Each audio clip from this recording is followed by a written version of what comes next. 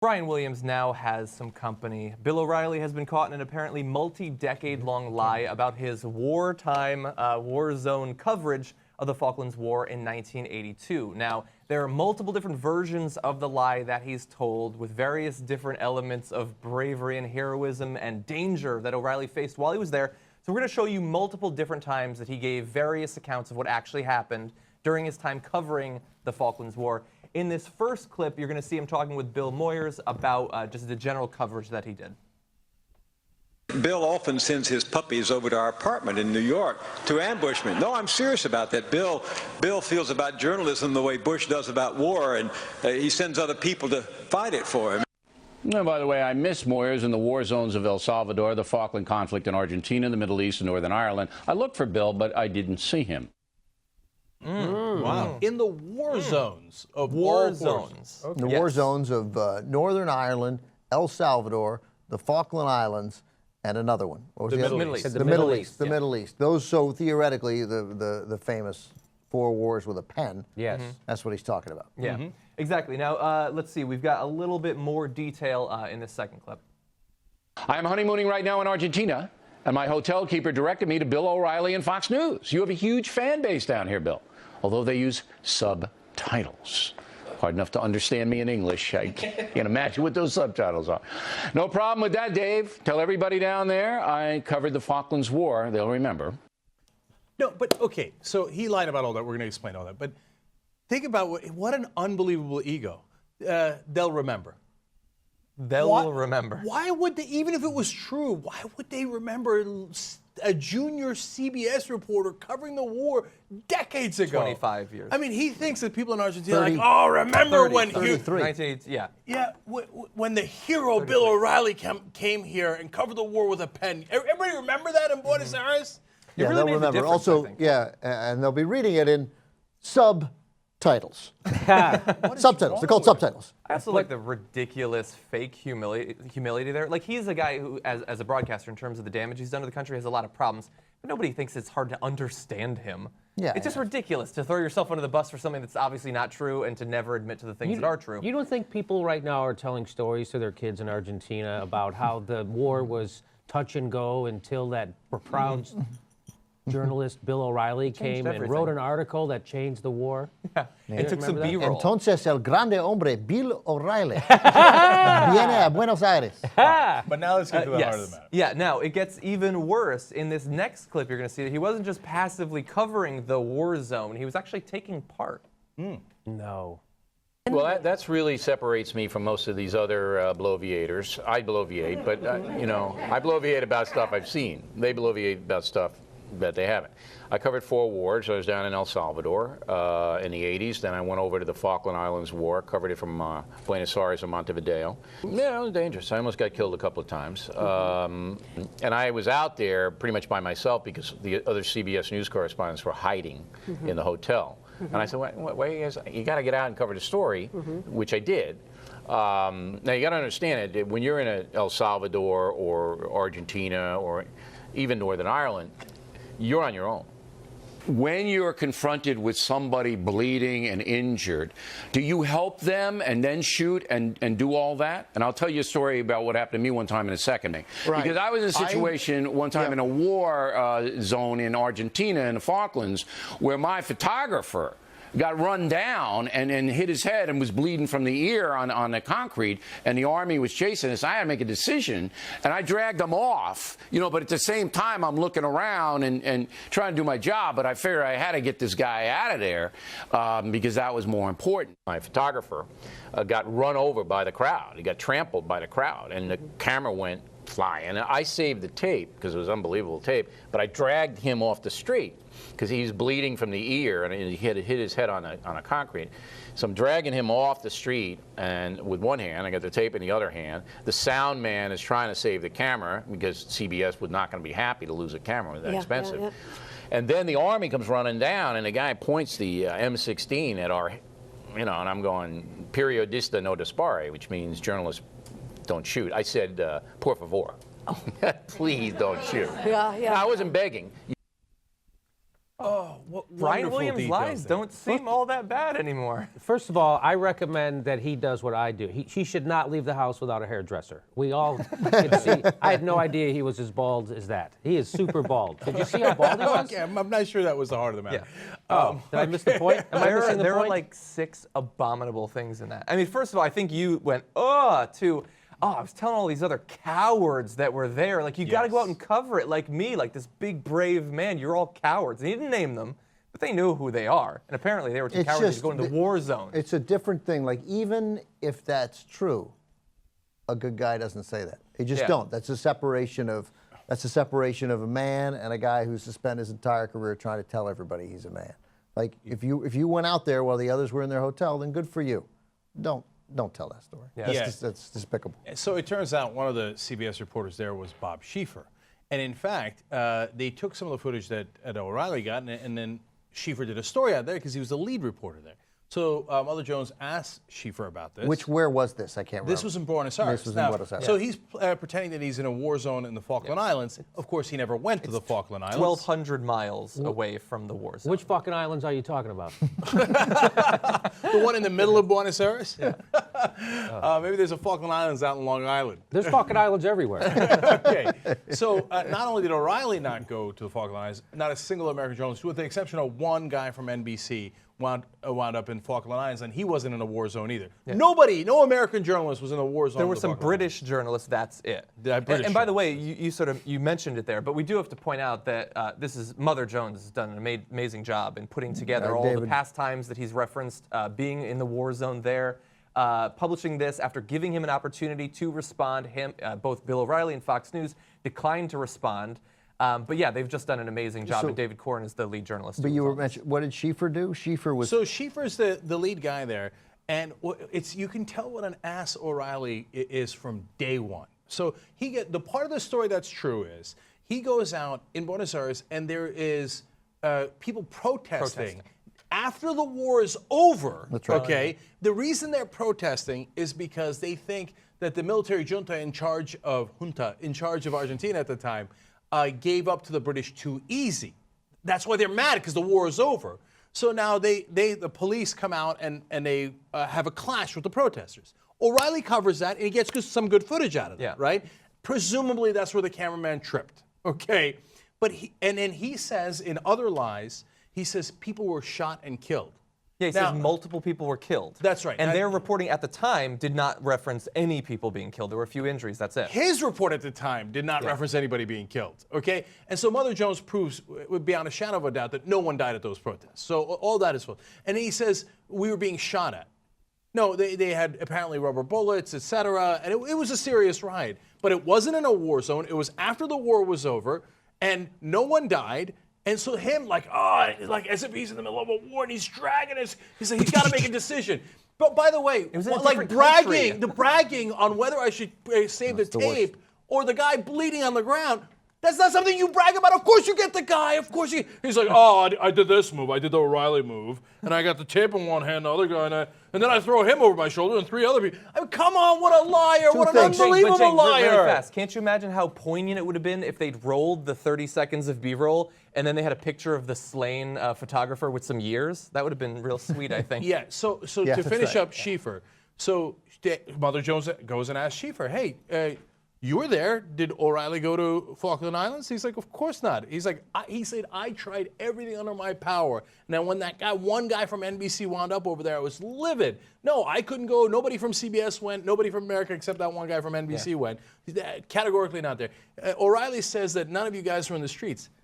He's like, what are you talking about? I got tape from on the streets when I was in the streets. I was the lead reporter for CBS there. Of course we were in the streets. And it wasn't just me. He's like, we were all in the streets. It was just a protest. And that's where he was talking about the other reporters hiding in their hotel rooms? That's right. It was a protest. It was a protest. Of course they were in the streets. Yeah. They all got footage. And then you see O'Reilly at the time writes a memo to other CBS officials.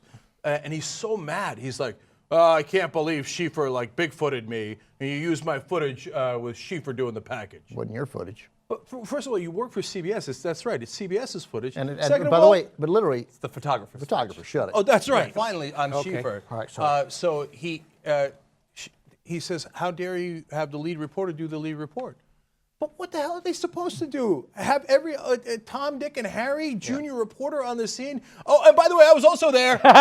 Hey, Dan, I just want to make sure that you know that I was also there. Okay, like, no, the lead reporter, that's he's such a gigantic now, ego. there are other lies that we can get Just to. real quick, do you think maybe that the executives at CBS thought they didn't want O'Reilly to do the piece because he might make it about him? And he might lie about it and exaggerate? Yeah, that might have been why he did So it. now this is coming off a story Mother Jones did. They broke off. Oh, wait a minute. There's another. Mother Jones is going to follow this up with a story about the Pope being Catholic and that bears do shit in the woods. So Bill O'Reilly's a liar. Yeah. And we all knew this. No.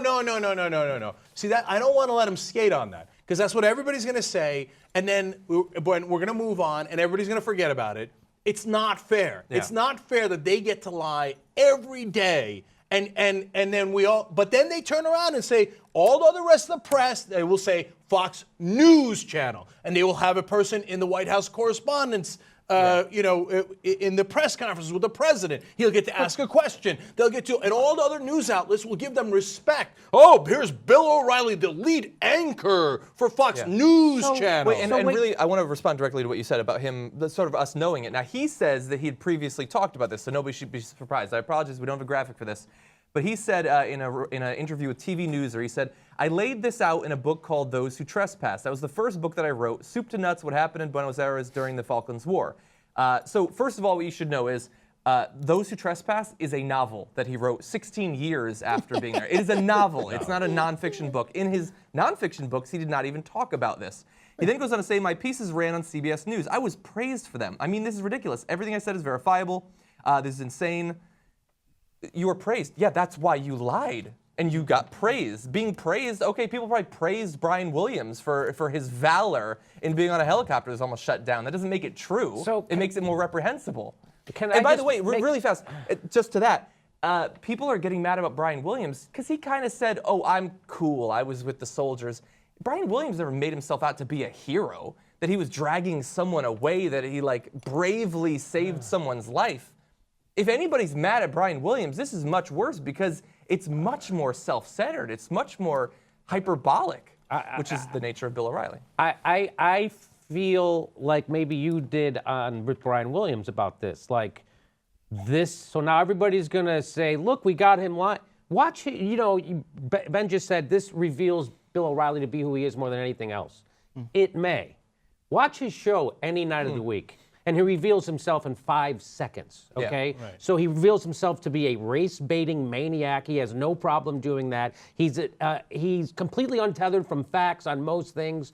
And people are going to now pretend like this is the only thing he's ever lied. It's from start to finish. They did a study recently, and I can't remember but it was some crazy percentage that the Fox News hosts, like 67% of the stuff they say was found to be inaccurate.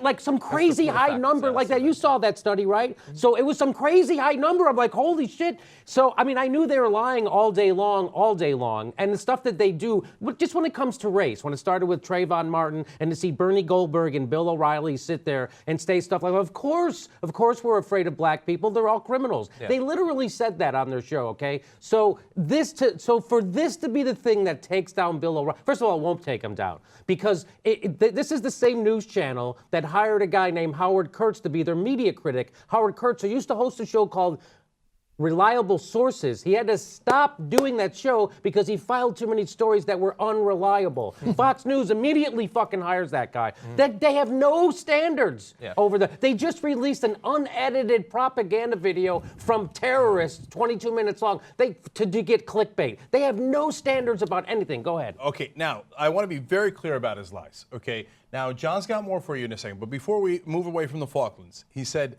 in 2004 column, he said, quote, having survived a combat situation in Argentina during the Falklands War, okay? That was the beginning of his sentence. So there was no combat situation he was ever in. He was not in the Falklands, okay? He was in Buenos Aires after the war was over, and it was a protest. So that is a categorical lie. Okay, so now, wait, we're not done. One more.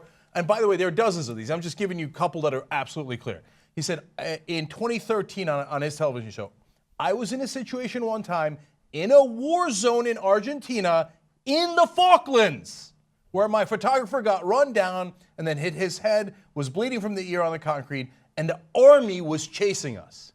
That is 3 absolutely, positively false statements, okay? Yeah. So you were never in the Falklands. You were never in a combat zone. You were never in the war. So those are lies, lies, lies. Jimmy, the reason I point that out, yes, for progressives, anybody with any sense looking at this stuff, we knew he's a liar all along. We say it, and we pointed out a dozen other lies, right? But for people in the news media, you have to beat them over the head and go, you see this? He was never in a combat zone. So don't ever, ever, ever talk about Brian Williams again unless you demand that Bill O'Reilly be fired. Yeah. Otherwise, just say it's Fox Propaganda Channel. That's okay. There's nothing wrong with that. But we're just changing the name. It's Fox Propaganda Channel, and then we kick him out of every single news organization, and then we're fine. Their correspondent runs the White House Correspondents' Dinner. What a joke! What a colossal joke of an organization. But is there another one for Bill O'Reilly? Well, let's talk about a different war zone he was in. Here is a 1982 CBS News report on the calm in San Salvador. Hold on. Before you run that, this is important. You have to know the background. He said that he had gone to the city in El Salvador that you're going to see in a second, that it was, quote, leveled to the ground and fires were still smoldering. And he said, quote, there was absolutely nobody around who could tell us what happened. Now watch the tape. Yeah.